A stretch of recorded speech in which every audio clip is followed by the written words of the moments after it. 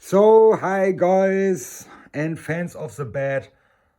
This is a follow-up video to my recently 20 seconds ago filmed video of the Batman Forever Batmobile.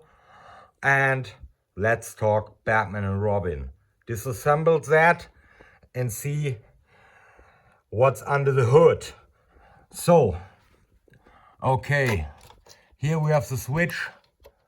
Now we would have the flashing and the sound. The sound is disconnected via this plug.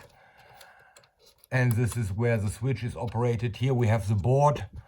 And yeah, these are the lights. Not the lights, the wheels. I will replace them later with that one. I have the LEDs inside there, and I was planning to use 3.5 millimeter cinch or Klinke, like we say in Germany. You would say a headphone jack, but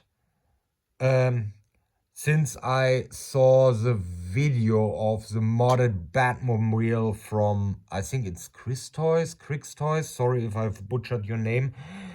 I'm so not prepared. I'm sorry. You know, that great modder who put a video out there with a spinny turbine in front of it. I mean that guy. And to use that guy, you know, you're awesome. You're really inspiring me.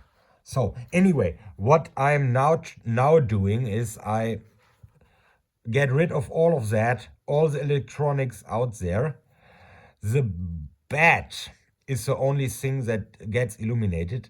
You know, this lower portion, you know, that you can see is out of translucent plastic.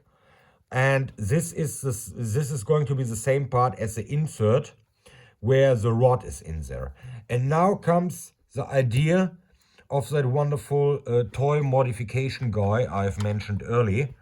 He put one LED, he drilled a hole in here and put one LED in there to get the inside illuminated. I will use that technique to illuminate the translucent plastic in here and use this basically as a light pipe. You know that from old toys, you know, the Terminator toys from the 90s, T2, you know, had those features. You have that light, you put the light over the head and then the eyes glows. I tried to use that. I don't know if it works well. I have to see, you know, I have to edit the files, print it out and see if that looks, but that's my goal. Way easier to reproduce it 4 times, and way easier if someone else wants to do that stuff. So that's the wheels, the side illumination. This one has one LED in red. That's accurate, but I have studied the making of frame by frame. All those ribs, you know, are translucent and they are illuminated in sequence very fast. A chaser light from rear to front. And they were red lights, smooth animated. I had problems counting it, you know, frame by frame in that motion, camera motion from the making of, but I think it's 5 at the bottom, and I will keep that one as well. That is going to be the only LED that will be left from the stock McFarlane one. And I will keep one at the front lit all the time, and then this one goes dim, not off, but dim, and then we will have that moving backwards, you know, red. That's that. For the front, I will do basically the very same thing that Chris Toys did.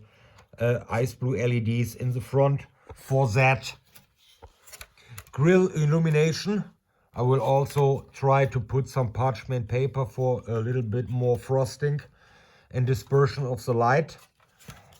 I also try to get rid of this orange painting. I don't really like that.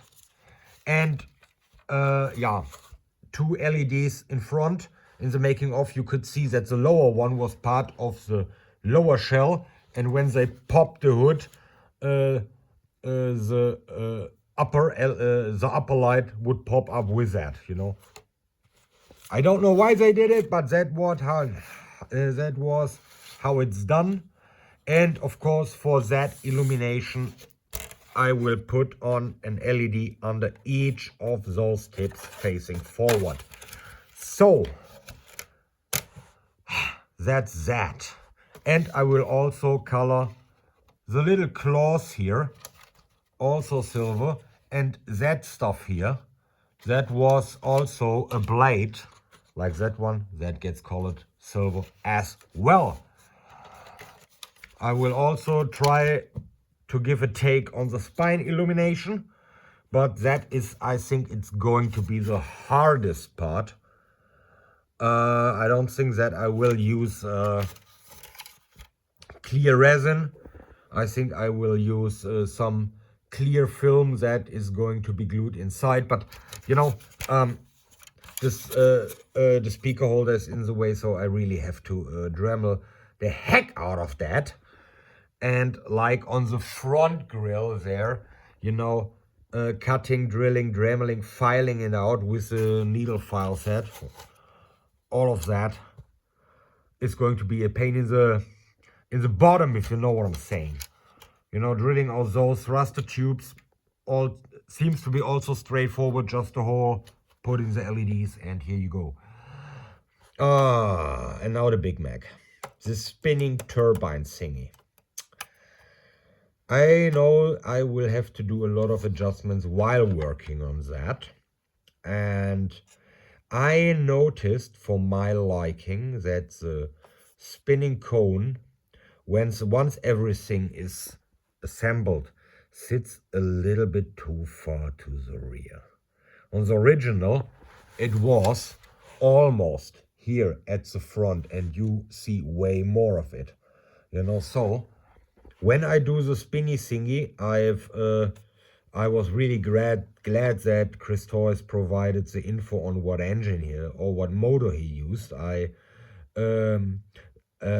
found a similar one, and I will try to cut that out very, very carefully and use a longer rod to put it a little bit more forward. See what it takes to get that working. And what I also noticed, when this is on top, on the parts that should glow here, bluish or cobalt ice blue, you know, these are also part of the inside here, you know, and the very, very front, once everything is assembled, stock, you know, is glowing orange. I don't like that. So I have to figure out something so that the orange or red light, whatever I'm going to use, does not bleed into the hood. So, yeah, that's basically so much for the planning. I've ordered everything, and the only thing that I've already received are those little micro slider switches. No LEDs, no motor, no nothing. Yeah, and for the animation stuff, I will just use an ordinary Arduino Nano. Simple code, just a chaser light board. And yeah, that's basically on what I'm trying to achieve. And let's see how that goes. So, hope you enjoyed this little video. If you have any tips, tricks, or whatsoever, leave it down into the comments. Leave a like if you like it. And tell me what I could improve upon. And see you. Bye.